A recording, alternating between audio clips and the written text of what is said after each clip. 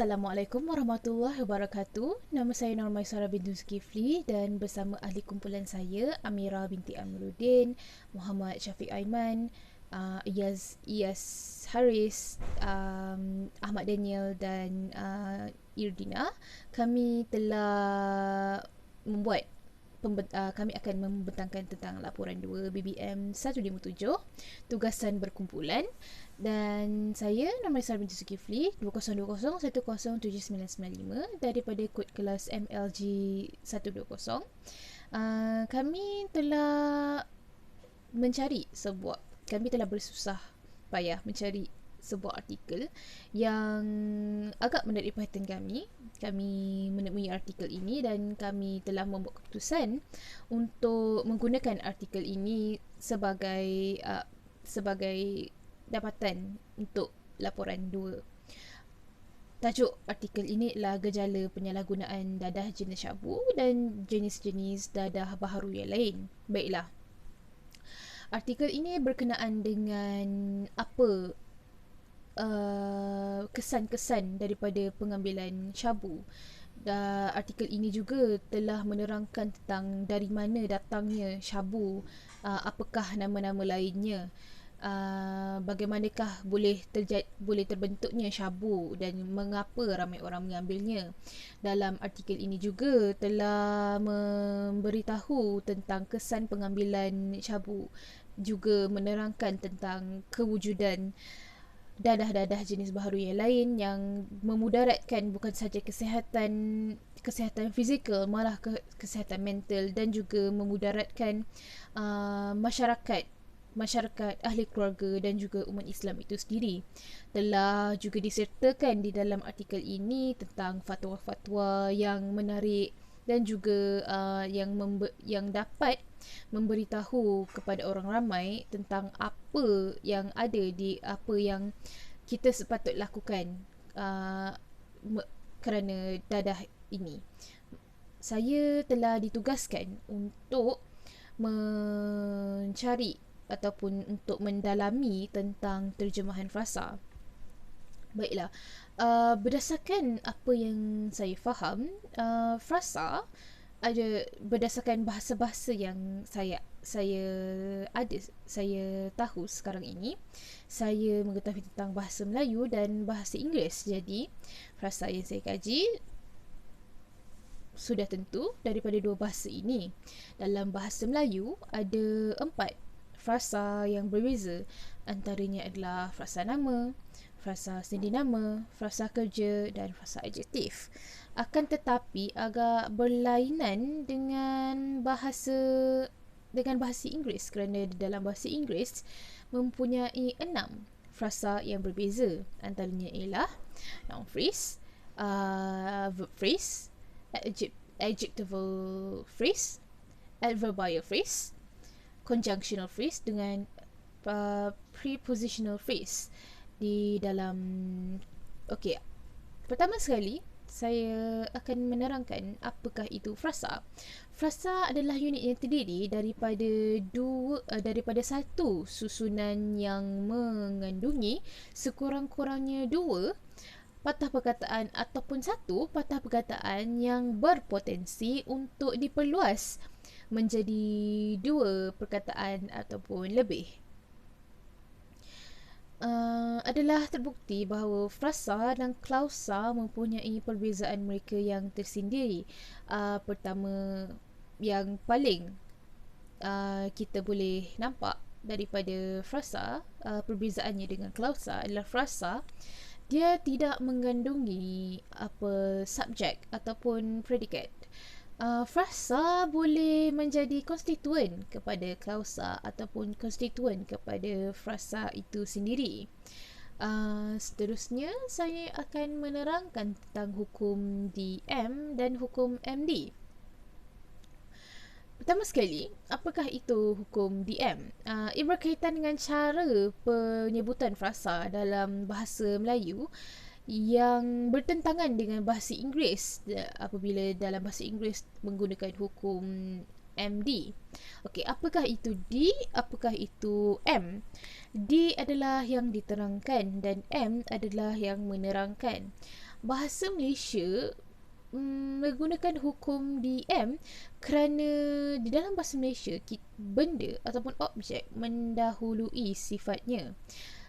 Mengapa saya kata begitu? Apabila kita hendak menerangkan tentang sesuatu perkara, kita tidak menerangkan kemudian memberitahu apakah itu perkara tersebut, apakah objek itu. Tidak.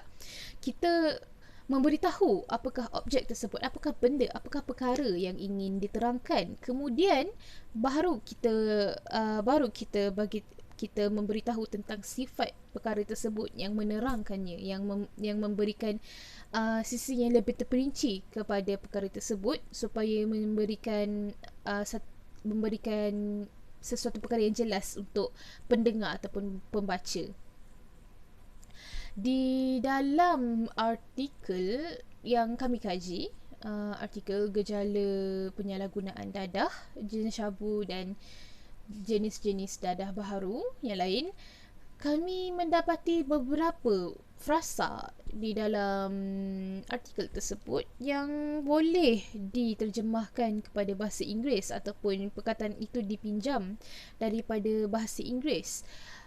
Di dalam bahasa Melayu, saya sudah memberitahu tadi bahawa di dalam bahasa Melayu kita menggunakan hukum DM, dan di dalam bahasa Inggeris pula dia akan ditukar kepada MD.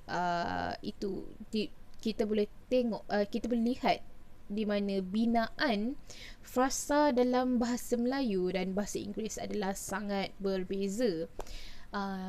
Apabila ingin membina sesuatu frasa, kita mesti melihat kepada hukumnya dahulu. Kalau dalam bahasa Inggeris, hukumnya adalah MD. Kita perlu menerangkan, baru kita akan meletakkan perkara yang diterangkan tadi. Kalau dalam bahasa Melayu, dia diterangkan dan baru menerangkan. Letakkan perkara, letakkan objek, baru kita letakkan sifatnya, baru kita menerangkan tentang objek tersebut. Itulah perbezaan antara frasa dalam bahasa Inggeris dan bahasa Melayu. Okey, berbalik kepada artikel yang kami kaji, antara frasa-frasa yang telah kami temui di dalam artikel itu adalah ahli keluarga, aktiviti fizikal, bukan bahan kimia, bukan sintetik, degupan jantung, hidung tersumbat, kawalan ketat, kelab malam, komplikasi teruk, komplikasi prenatal, makmal haram, mulut kering, pengilang haram, refleks abnormal, sakit emosi, sakit kepala, sakit mental, sistem penghadaman dan sistem saraf. Itu adalah antara frasa-frasa yang dapat kami temui dalam kajian kami. Seterusnya, saya akan menerangkan dengan lebih terperinci tentang frasa dan hukum DM dan mengaitkannya dengan dapatan yang kami temui di dalam artikel kami. Baiklah, pertama sekali ialah ahli keluarga. Ahli keluarga, dia menggunakan hukum DM di mana ahli adalah morfem ahli adalah yang diterangkan dan keluarga adalah yang menerangkan. Apabila diterjemah kepada bahasa Inggeris, ia akan menjadi family members. Bila di dalam bahasa Inggeris, kita secara automatik akan menggunakan hukum MD, bukan lagi hukum DM. Apabila diterjemahkan, family akan menjadi yang menerangkan dan members akan menjadi yang diterangkan. Sama. Selain itu, kami juga menemui aktiviti fizikal. Apabila juga menggunakan hukum DM, dan apabila diterjemah kepada bahasa Inggeris menggunakan hukum MD. Aktiviti fizikal, aktiviti ialah yang diterangkan, manakala fizikal adalah yang menerangkan. Fizikal menerangkan, aktiviti dalam bahasa Inggeris, kalau dalam bahasa Inggeris physical menerangkan aktiviti yang diterangkan. Selain itu, bahan kimia. Bahan kimia juga menggunakan hukum DM, di mana bahan adalah yang diterangkan dan kimia adalah yang menerangkan. Kita dapat lihat bahan adalah objek ataupun perkara yang ingin kita katakan, dan kimia adalah sifatnya yang menerangkan tentang bahan tersebut. Okey, bahan tersebut adalah bahan kimia. Kimia menerangkan tentang bahan tersebut. Itu yang saya dapat sampaikan melalui hukum DM. Bahan kimia apabila diterjemahkan kepada bahasa Inggeris menjadi chemical substance yang menggunakan hukum MD. Sebaliknya, daripada bahasa Melayu, dia menggunakan hukum MD, di mana chemical adalah yang menerangkan dan substance adalah yang diterangkan. Seterusnya ialah degupan jantung. Frasa degupan jantung adalah turut DM seperti biasa. Degupan ialah yang diterangkan, jantung adalah yang menerangkan. Apabila diterjemahkan kepada bahasa Inggeris menjadi heartbeat yang menggunakan hukum MD. Seterusnya ialah kelab malam. Kelab malam juga menggunakan hukum DM, di mana morfem kelab adalah yang diterangkan dan morfem malam adalah yang menerangkan morfem kelab. Apabila diterjemahkan kepada bahasa Inggeris menjadi nightclub yang menggunakan hukum MD. Selain itu juga ada frasa-frasa lain seperti bukan sintetik yang menggunakan hukum DM, di mana bukan ialah diterangkan, sintetik adalah yang menerangkan. Apabila diterjemah kepada bahasa Inggeris menjadi non-sintetik yang menggunakan hukum MD. Apabila menggunakan hukum MD, M ialah non dan D diterangkan adalah sintetik. Sama, makmal haram sama menggunakan hukum DM, di mana morfem makmal adalah yang diterangkan dan morfem haram adalah yang menerangkan. Apabila diterjemahkan kepada bahasa Inggeris menjadi illegal lab, illegal lab menggunakan hukum MD, di mana illegal adalah menerangkan dan lab adalah yang diterangkan. Seterusnya ialah reflex abnormal. Frasa reflex abnormal menggunakan hukum DM, masih menggunakan hukum DM, dari mana morfem reflex adalah yang diterangkan dan morfem abnormal pula menerangkan morfem reflex. Apabila diterjemahkan kepada bahasa Inggeris menjadi abnormal reflex yang menggunakan hukum MD. Selain itu ialah sakit mental. Frasa sakit mental menggunakan hukum DM, di mana morfem sakit adalah yang diterangkan dan mental adalah yang menerangkan morfem sakit. Sama apabila diterjemahkan kepada bahasa Inggeris menjadi mental illness. Mental illness menerangkan illness. Okey, mental menerangkan illness, iaitu penyakit, sakit. Kita dapat ketahui sakit mempunyai banyak jenis penyakit di dunia. Untuk memberikan satu kefahaman yang lebih lanjut kepada pembaca ataupun kepada pendengar, kita tidak sebenarnya kata sakit. Apabila kita kata sakit, kita kata illness, fikiran mereka akan menerawang kepada pelbagai jenis penyakit dan mereka tidak dapat mengetahui dengan lebih lanjut apakah penyakit yang kita ingin katakan. Maka kita letakkan satu morfem lain yang dapat menerangkan sakit apa yang kita maksudkan untuk memberikan kefahaman yang lebih mendalam kepada pembaca terhadap apa yang ingin disampaikan di dalam sesuatu ayat yang kita katakan di dalam penulisan kita. Maka diletakkan mental di belakang, menerangkan sakit apakah jenis penyakit, sakit mental. Itulah yang dimaksudkan dengan hukum DM dan hukum MD. Sama sahaja, mereka mempunyai perkara yang sama, penerangannya sama, yang berbezanya adalah bahasanya dan juga kedudukan diterangkan dan menerangkan. Okey, akhir sekali adalah sistem saraf.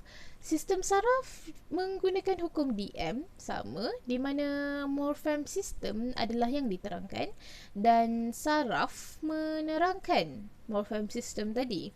Apabila diterjemahkan kepada bahasa Inggeris akan menjadi nervous system yang juga menggunakan hukum MD, di mana nervous adalah yang menerangkan dan sistem adalah yang diterangkan.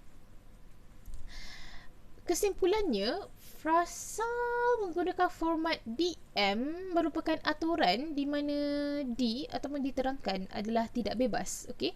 Dia bergantung kepada M untuk M iaitu menerangkan untuk melengkapkan frasa-frasa yang kita ingin katakan ataupun kita ingin terangkan kepada orang. Apabila kita meletakkan frasa yang diterangkan, hendaklah kita letakkan yang menerangkan frasa tersebut untuk menjadikan dia satu frasa yang lengkap. Dan frasa diterangkan tidak boleh berdiri sendiri. Ia perlu mempunyai pasangannya, iaitu menerangkan untuk menjadikan dia satu frasa yang lengkap, untuk memberikan kesefahaman yang lebih mendalam kepada pembaca. Selain itu, kesimpulan yang dapat saya buat, frasa bahasa Melayu dan frasa bahasa Inggeris mempunyai perbezaannya. Walaupun daripada segi diterangkan dan menerangkan, hukum diterang dan menerangkan, hukum DM, MD, tidak banyak perbezaan, cuma kedudukan. Tetapi perbezaan antara dua frasa bahasa ini adalah di dalam bahasa Melayu dan bahasa Inggeris bilangannya berbeza. Dalam bahasa Melayu ada 4 frasa, tetapi di dalam bahasa Inggeris mempunyai 6 frasa.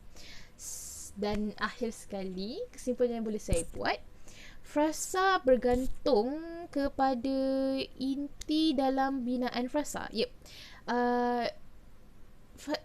Inti yang dimaksudkan adalah yang diterangkan tadi. Itulah inti. Kalau tiada inti, maka kita tidak boleh